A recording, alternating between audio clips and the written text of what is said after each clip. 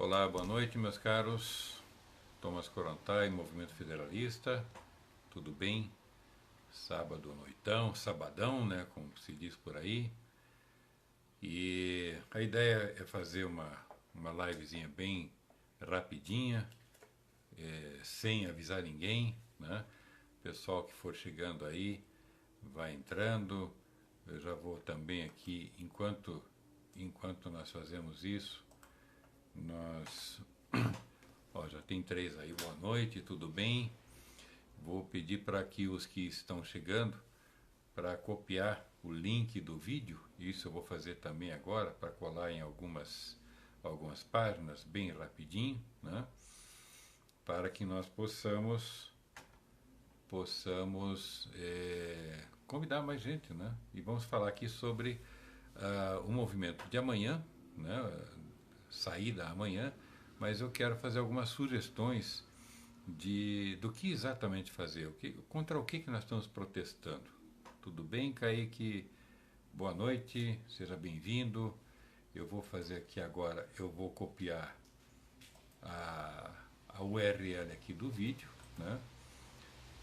Vou copiar aqui e vou colar em outra página aqui na Convergências, que o Movimento Federalista faz parte, né? E assim as pessoas vão poder acompanhar, né? E tudo bem, Maurício Espessato, chega mais aí. Boa noite a todos que estão chegando. Eu vou aqui compartilhando o link com algumas páginas, né? E assim as pessoas vão poder acompanhar. Vocês podem fazer o mesmo, simplesmente copiar o endereço do vídeo, né? A chamada URL, copia, cola no seu perfil, cola em outras páginas que você faz parte, e assim mais e mais pessoas vão poder acompanhar isso. E não vai ser demorado, afinal de contas, sábado, né? Todo mundo está querendo fazer outras coisas também. Daqui a pouco vamos ver um filme, né? E passar aquele sábado gostoso com a família, né? Mas nós temos que falar algumas coisas rapidamente sobre as nossas saídas de amanhã. Aqui em Curitiba está chovendo, espero que não chova amanhã para que nós possamos, juntamente com o Curitiba, tudo bem, Marilda? Boa noite, chega bem. Para que nós possamos fazer uma ótima passeata, um ótimo protesto, né?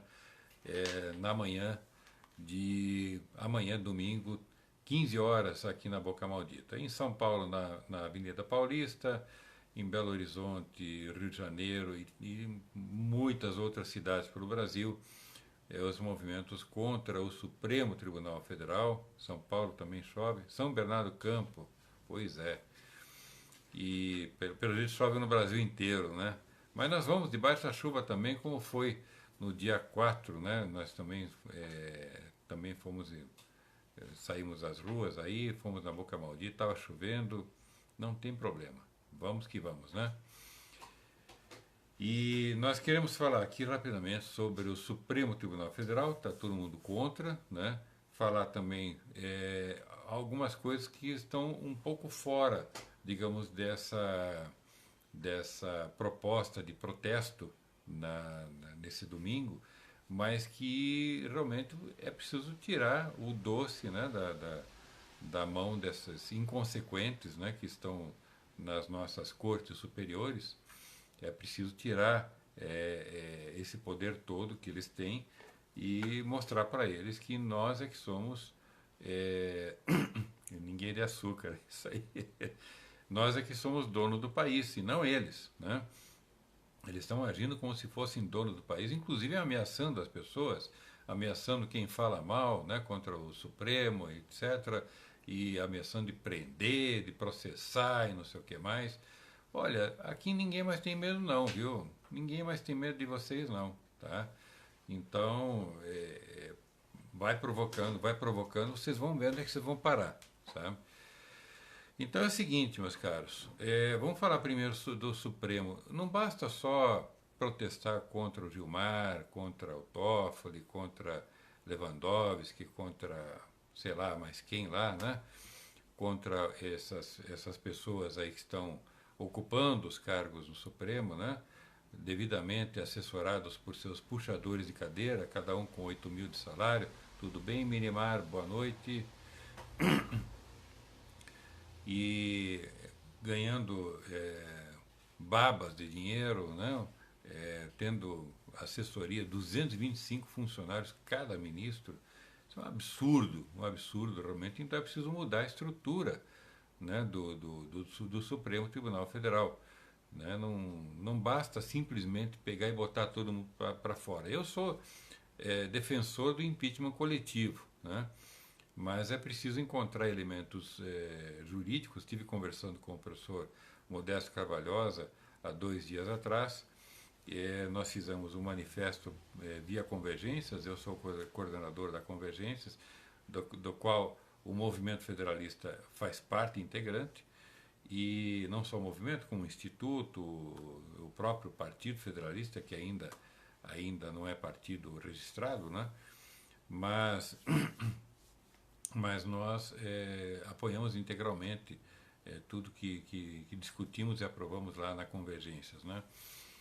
Então, nós montamos um documento onde nós orientamos a sociedade e os movimentos em si, e com a assinatura dos próprios movimentos, para que nós tenhamos uma direção correta, uma direção firme sobre o que fazer efetivamente quando se tratar de um protesto contra o Supremo Tribunal Federal, quando se tratar de um protesto contra esses juízes, enfim, o que está acontecendo, né? Então, veja, não basta simplesmente nós querermos que o Gilmar caia fora, que ele sofra impeachment, que o Senado finalmente aprove. Afinal de contas, o Davi Alcolumbre não pode simplesmente agir do mesmo jeito que o seu predecessor, né? Seu antecessor, que nem lembro o nome do rapaz lá, mas é bom que caia no esquecimento da história mesmo, né? E então não se pode simplesmente pegar e engavetar. É muito poder que o presidente do Senado e o presidente da Câmara têm, de sozinhos decidirem por todo o parlamento engavetar um pedido de impeachment encaminhado para a sociedade. Não, isso tem que ser julgado pelo plenário. Felizmente tem projetos em andamento, pelo menos dentro do Senado, para que isso possa ser julgado, né? Tudo bem, Linda? Linda Ohana, seja bem-vinda, né? Boa noite. Então, a ideia é que nós, enquanto sociedade, nós possamos e devemos apoiar esses projetos, essas PECs, esses projetos de lei que estão acontecendo, né, que estão começando a tramitar no Senado e na Câmara dos Deputados, e nós da sociedade também começarmos, com a força que nós temos, de sairmos às ruas, de dizer exatamente o que é que nós queremos. Por isso que nós usamos a Convergências também, para elaborar os documentos e direcionar essas ideias, essas propostas, de maneira que elas sejam efetivadas pelos políticos, pelos deputados e pelos senadores. E eles só vão conseguir fazer alguma coisa se nós, da sociedade, dermos apoio, inclusive forçá-los, entre aspas, né, a obedecer o que nós queremos. Por quê? Porque eles são os nossos representantes, ok? Então, Supremo, o que precisa ser feito no Supremo? O Supremo precisa ser modificado, não basta botar essa gente para fora, tá? Não sei, você está em Brasília, Marilda? Seria muito legal estar em Brasília, poder mexer com as coisas, né? Então, veja, nós precisamos instrumentalizar, digamos, né, instruir o Congresso como um todo a formarem projetos que modifiquem o Supremo Tribunal Federal. O Supremo, primeiro, não pode ser mais um tribunal de instância. O que significa? É a última instância do Brasil, o Supremo Tribunal Federal. Isso está absolutamente errado. É por isso que chegam mais de 100 mil processos por ano. É por isso que os ministros têm que ter mais de 200 funcionários para cada um para tentar dar conta. É por isso que eles, para tentarem dar conta, acabaram criando os colegiados internos, né? Primeira turma, terceira turma, segunda turma. Isso é um absurdo, essa coisa toda, né? Então, que é preciso fazer para evitar esse tipo de coisa? É preciso que o Supremo Tribunal Federal se transforme exatamente naquilo que deveria ser uma Corte Constitucional Federal. Ponto final. Só discute questões da Constituição. E as demais questões têm que ser discutidas é, é, no máximo no STJ, que eu, por mim acabava com o STJ, mas ok, não vamos entrar nesse mérito agora, né? Mas a maior parte das coisas tem que ficar nos estados, né? É assim que tem que ser. Mas o tribunal, se não for possível transformar o tribunal, o superior, o STF, né, é, numa corte constitucional, que pelo menos se acabe com as decisões monocráticas, que é aquela decisão em que o ministro simplesmente faz uma decisão. Muitas vezes o Gilmar fez isso contra o próprio colegiado. Tudo bem, Arlindo? Seja bem-vindo. Meu querido amigo Arlindo Montenegro, faz tempo que a gente não se vê, seja bem-vindo. Não se pode pensar, sabe, que uma única pessoa deu uma decisão, muitas vezes contra uma decisão já tomada pelo pleno, né, pelo plenário do Supremo. E o Supremo é isso, o Supremo tem que ter um plenário, né, tem que se reunir com seus 11 ministros e decidir as questões que chegam lá. E essas questões têm que ser exatamente as questões constitucionais. Tudo bem, Ulisses, meu querido amigo e irmão? Seja bem-vindo, boa noite. Muito bem, deixa eu só fazer uma coisa aqui. Ok.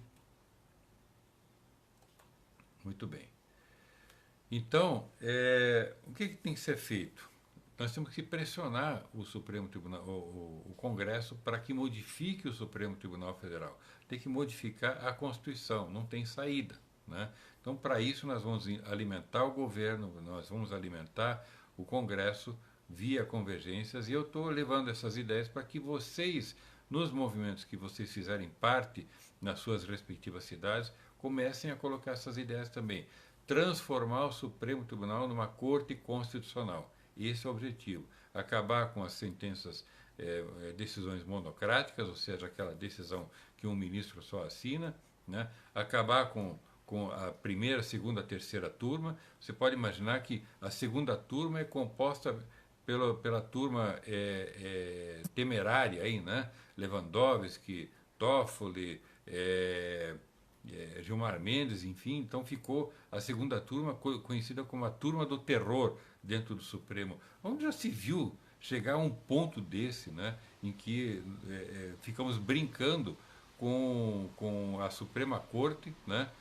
Do país, com essas alcunhas, né? Com essas brincadeiras todas. Brincadeiras macabras, praticamente, né? Porque está lidando com o nosso futuro, está lidando com a segurança jurídica de um país, né? Muito bem. Aconselhar o Oredi, não conheço. Oredi, não conheço.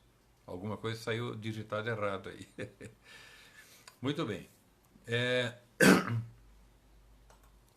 Então, essa é uma questão, tá? Então, se você quer acabar com o mal, você tem que acabar com o mal pela raiz. Você não pode simplesmente podar a erva daninha. Você tem que cortar na raiz a erva daninha, que daí ela não volta mais. Então, se nós não conseguirmos cortar completamente o mal pela raiz, mas que se modifique muita coisa no Supremo Tribunal Federal, até que chegue o dia que a gente consiga mudar o país todo, mudar a estrutura do judiciário, a estrutura administrativa, a estrutura política, enfim, né?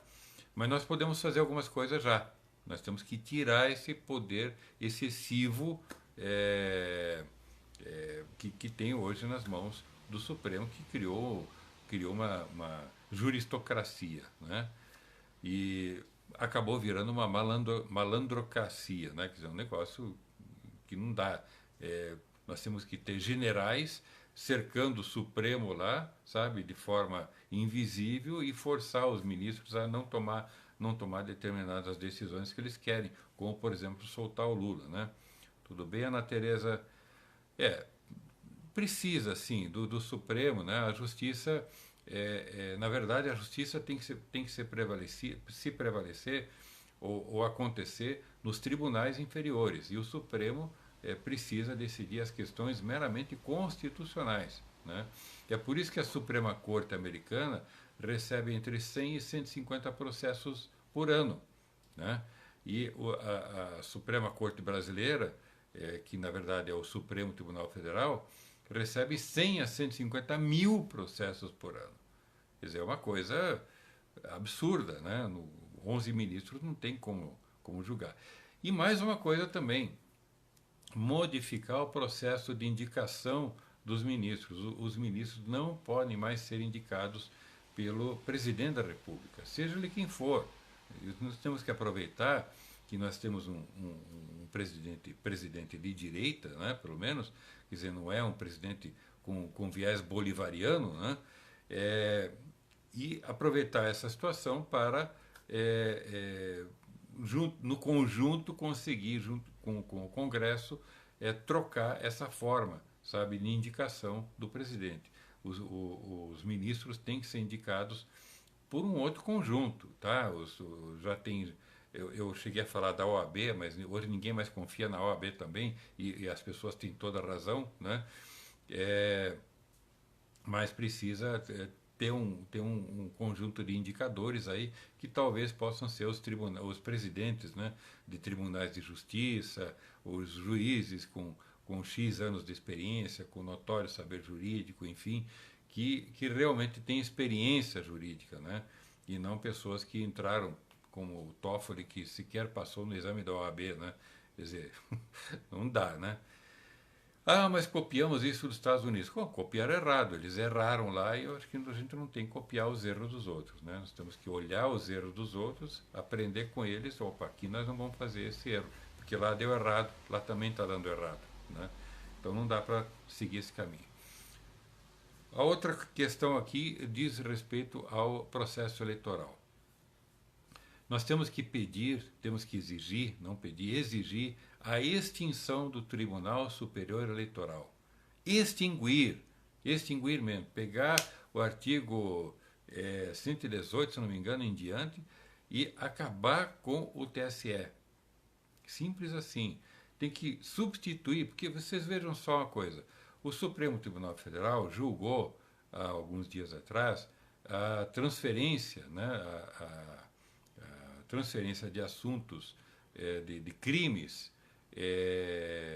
que estão em julgamento, os crimes chamados eleitorais, praticados por motivação eleitoral, para a justiça eleitoral, né? Com isso, realmente ficou temerário, né, tanto que os advogados dos bandidos que estão presos aqui em Curitiba e no Rio de Janeiro, enfim, já estão dizendo que não, mas houve motivação eleitoral, propina dado para a eleição, coisa e tal, então anula o processo todo e as pessoas vão então ser libertadas, né, para poder responder o processo em liberdade na justiça eleitoral. É isso que eles querem, uma jogada.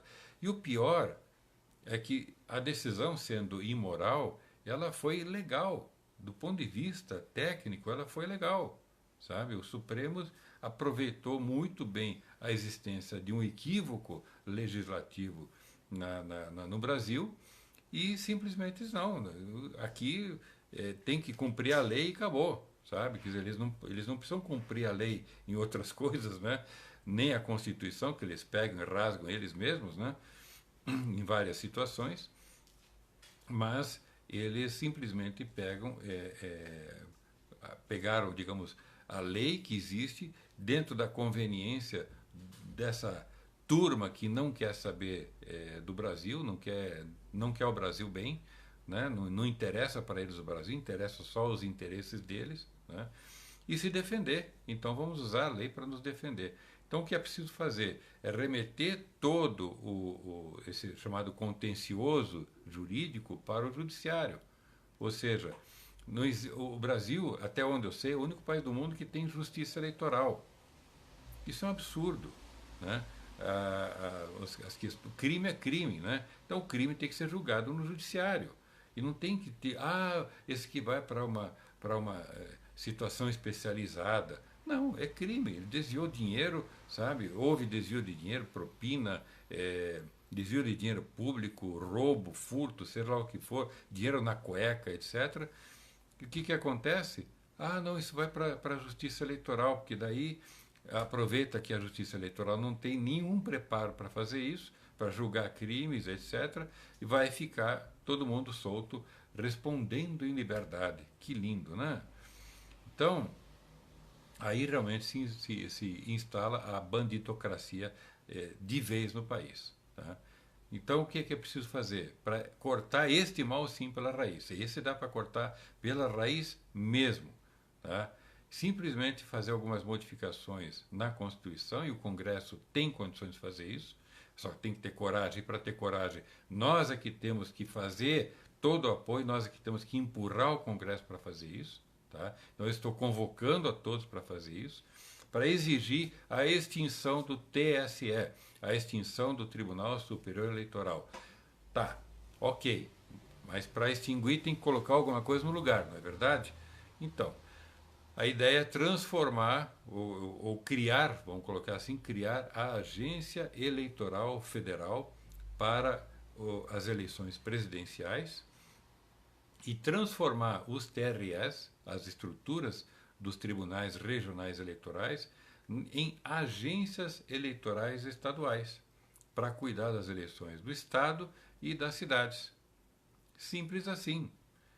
Então, essas estruturas todas que lá já existem podem ser perfeitamente aproveitadas, porém, todas as questões judiciais, crimes, etc., eles têm que ir para a esfera judicial.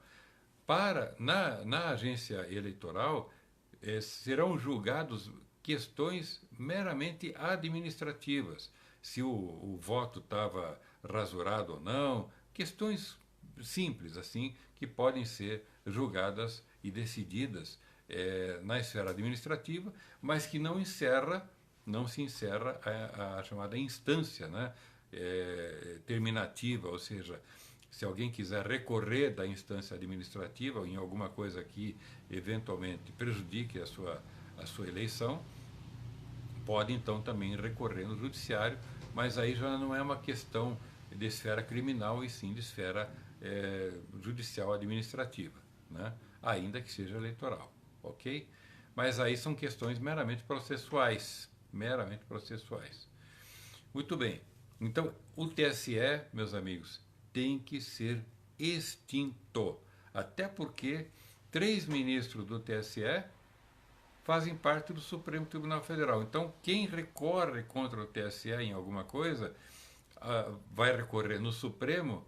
Os próprios que deram a sentença negativa, né, ou sentença contrária aos interesses de quem demandou contra o TSE, vão julgar no recurso extraordinário, seja lá o que for, no Supremo Tribunal Federal. É um absurdo, vocês não acham isso um absurdo? Né? E, finalmente, a questão da urna eletrônica.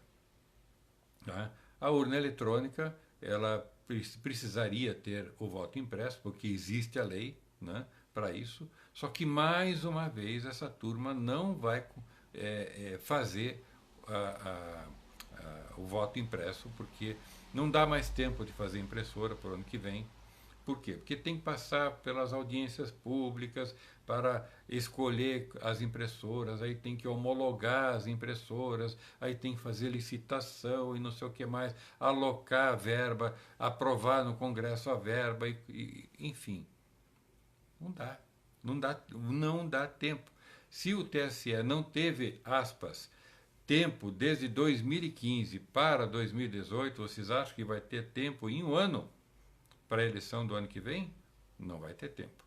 Então, nós estamos propondo e defendendo a utilização da urna de lona, que já está prevista em lei, com a cédula em papel. Ah, mas vai criar aquela confusão que existia nos anos passados, há 20 anos, com aquela bagunça toda, e de gente anotando qualquer coisa, gente roubando voto e rasurando e não sei o quê. Não, isso aí não existe mais. Não tem condição nenhuma de acontecer isso. Por quê? Porque naquela época existiam menos de 100 mil sessões eleitorais. E hoje nós temos 570 mil sessões eleitorais. E dá para aumentar em um ano, dá para aumentar para 650 mil sessões se quiser. Tá? Essas sessões eleitorais têm uma média de 250 eleitores cada uma. Tá? Então, o que isso significa? Significa que, dentro das próprias resoluções que existem hoje no TSE, hoje a legislação ela já prevê tudo isso, os votos podem ser contados dentro da própria sessão eleitoral. Terminou a eleição, às 5 horas da tarde, conta os votos na hora ali, na frente de todo mundo. Se quiser colocar duas câmerazinhas de R$ 50 cada uma para acompanhar e gravar o chamado escrutínio, né, que é a contagem dos votos, que tem que ser pública, né, e tem que cumprir a Constituição, portanto. Então, o escrutínio ele passa a ser público e pode ser feito ali na hora pelos próprios mesários, com acompanhamento dos fiscais de partido ou dos próprios eleitores, enfim, quem quiser acompanhar à vontade aquela situação, aquele escrutínio.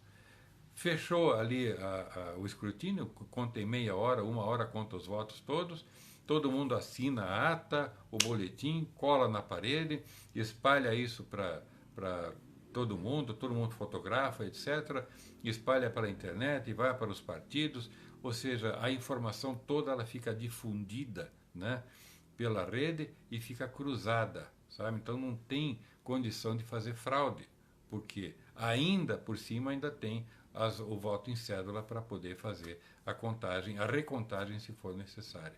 Simples assim. Tá? Além disso, o custo disso é muito mais barato do que a urna eletrônica com o voto impresso. Muito mais barato. Tá? Só com a urna eletrônica, que já tem coisa e tal, tem que encostar, já que não dá, né? Não tem como fazer. E para as eleições de 2022, se houver muita insistência em adotar um sistema eletrônico, que se adote igual ao que existe em 31 países, que o TSE insiste em afirmar que eles têm o voto eletrônico e só isso. Eles têm o voto eletrônico, vários, 31 países. Tá? Mas todos esses 31 países têm uma contraprova física. Tá? Ou seja, tem papel. Seja o sistema eletrônico de escaneamento, porque as pessoas marcam, nos Estados Unidos, por exemplo, as pessoas marcam o voto em uma folha enorme, porque tem muitas coisas que eles votam lá, eles votam para deputados, para senadores, para presidente, para não sei mais o que. Boa noite, Delfina, tudo bem? E votam também para orçamento, para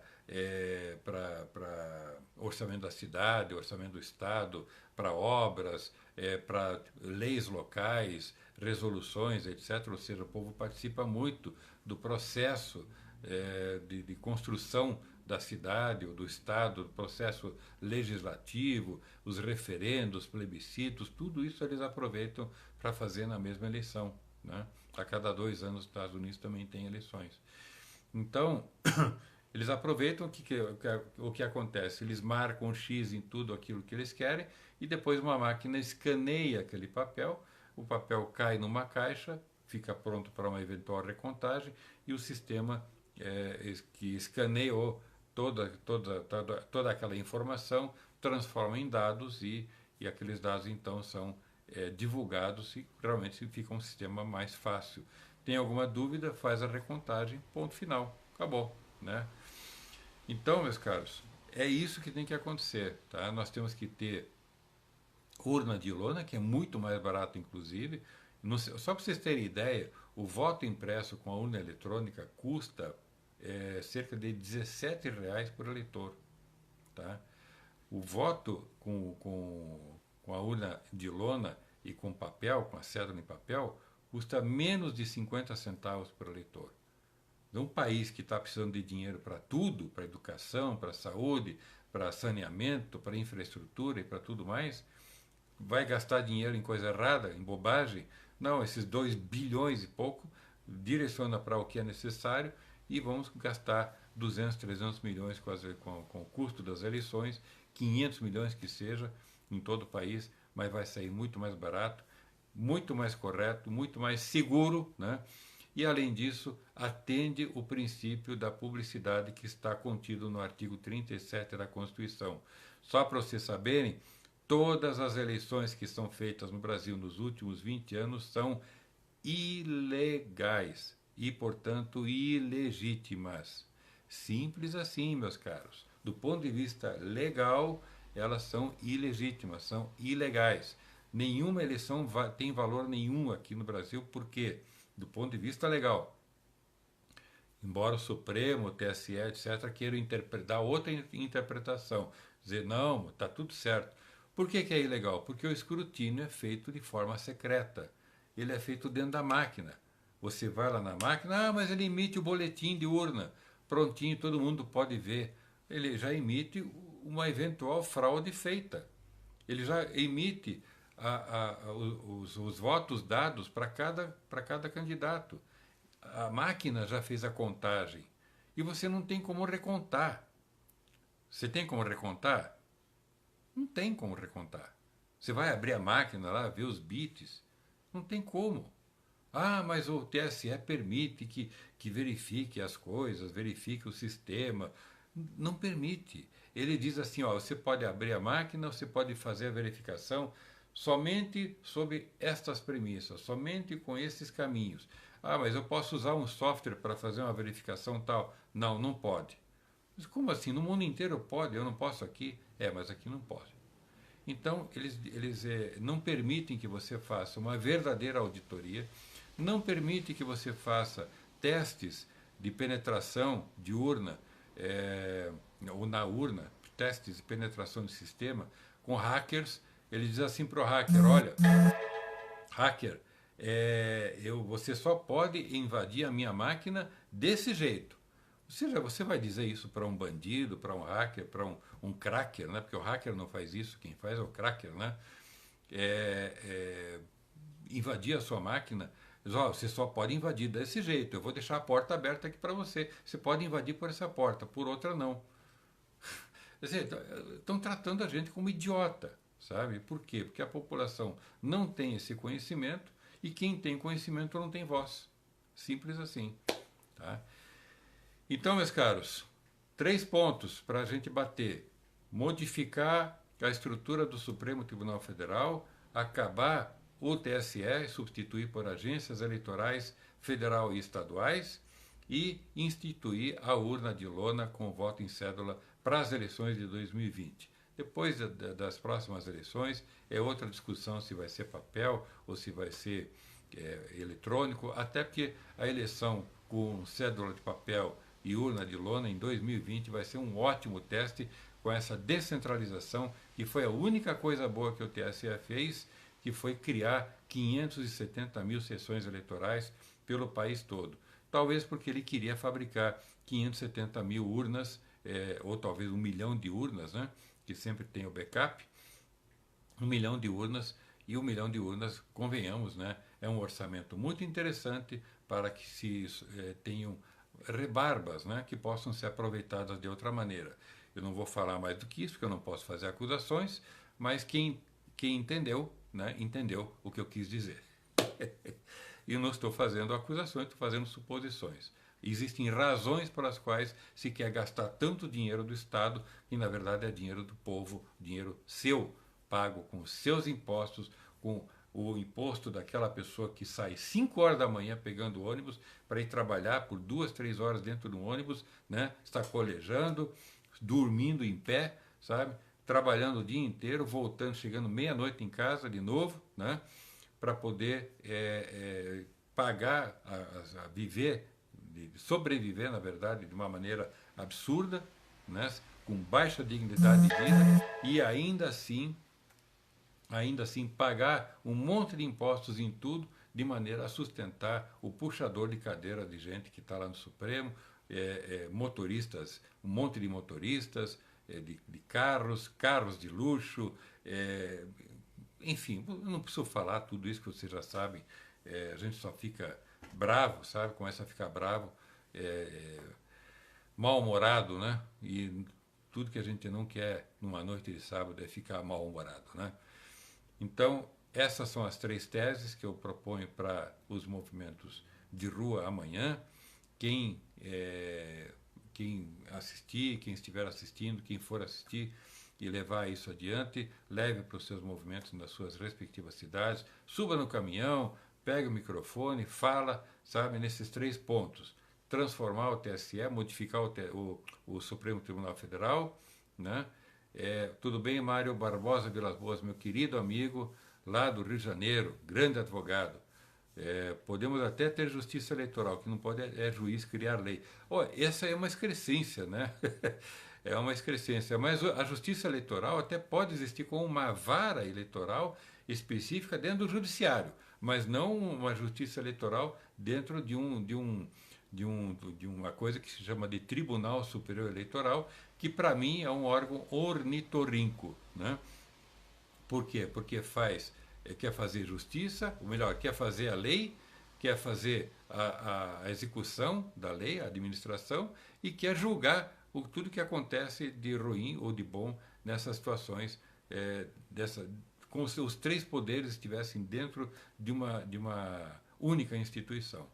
Então eu chamo isso de ornitorrinco. Ornitorrinco é um bicho estranho lá da Austrália que não faz nada direito. Tudo bem, Assir Cardoso, seja bem-vindo.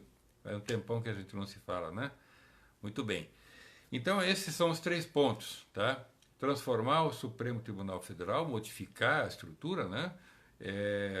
Inclusive de maneira a baixar os custos nababescos que tem lá, acabar com o TSE e criar as agências eleitorais federais e levar todas as situações jurídicas para quem de direito, que é o judiciário, podendo, inclusive, conforme o Mário Barbosa fala, ser uma justiça eleitoral, mas a parte do processo de administração eleitoral tem que ser totalmente separado, né? E a urna de lona com o voto em cédula, porque é muito mais barato, cumpre a legislação, cumpre a Constituição e é permitida a recontagem, ou seja, nós temos segurança para onde é que foi o nosso voto. Eu vou dizer, tem gente que está pensando, mas o Jair Bolsonaro, como é que ele ganhou? Olha, ele ganhou por várias circunstâncias, ganhou a eleição por várias circunstâncias. E assim como vários governadores venceram as eleições por várias circunstâncias. Muitas dessas circunstâncias podem ser colocadas dentro de uma cesta chamada vontade popular. Tá? 2/3 da população, se não mais, queria o Jair Bolsonaro como presidente. Então não tinha como enganar a população, ia dar um problema muito sério. Segundo, os militares ficaram em cima. Tá? Por quê? Porque nós, da Convergências, conversamos muito, nós fizemos muita pressão nos militares, nas autoridades do Supremo, do TSE, no Congresso, nos deputados, senadores, inclusive o senador Lazier Martins comprou a nossa causa, né? E tentou fazer algumas coisas ainda de última hora, mas o Senado enrolou até onde podia enrolar. Enfim, nós fizemos muita coisa pelos movimentos, né? E quando eu digo nós, realmente são os movimentos em todo o país, além de sair às ruas com a documentação que a Convergências foi produzindo ao longo desses últimos 2 anos. Nós pressionamos muito mesmo, batemos firme, entramos na justiça, denunciamos o Giuseppe Janino, secretário de tecnologia do TSE, na Polícia Federal por falso testemunho, que ele mentiu em audiências públicas, né? E nós temos isso tudo gravado por meio de notas taquigráficas, né? Então, todas as provas foram feitas e estão lá na Polícia Federal, que não está andando o processo lá, não sei porquê, mas eu já mandei levantar e nós vamos pressionar, tá? Nós vamos continuar pressionando. Esse sujeito ele tem que ser penalizado por todas as mentiras, tudo que ele fez. E ele é o cara que comanda o processo eleitoral no Brasil. Vocês podem imaginar que há 2 ou 3 dias o TSE saiu com os memes, com carneirinho, com coisa e tal, onde já se viu uma instituição federal sair com coisas como se fossem de jardim de infância, realmente pensando que nós somos bobos, né? Somos idiotas aqui, a população. Né? Então, saíram lá dizendo que tudo que está se afirmando contra a urna eletrônica é fake news, que é mentira, que é não sei o que mais. Ah, foi dia 1º de abril. Tá? E pegaram o dia 1º de abril para se aproveitar e fazer uma palhaçada, e nós dos movimentos, a Convergência, Transparência Eleitoral, etc., mas batemos muito em cima, sabe?